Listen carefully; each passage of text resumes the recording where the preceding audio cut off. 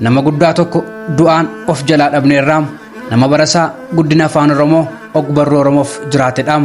Namni kun daayirektera sirbaa afaan Oromoo isan gafaa tureem kanneen akka Solomoon Dannaqaaf Shaamaa Burreetiyyaa Abbabaa Abbishuuf immoo Dammeetoo Daabituraa akkasumas Daawitee Makonnoniif an dhufeen jira kan jedhuu fi Taaddalaa Gammachuuf immoo Dammaan Makaa Sittinaadhaafis Burtukaanii Mitii Adhaadhaa akkasumas hojiiwwan hedduu lakkoofsa isaaniin beekamne nama hojjetee darbedhaam. Akkasumas namni kun ETV afaan Oromoo warra jalqabsiise keessaa nama tokkodhaam.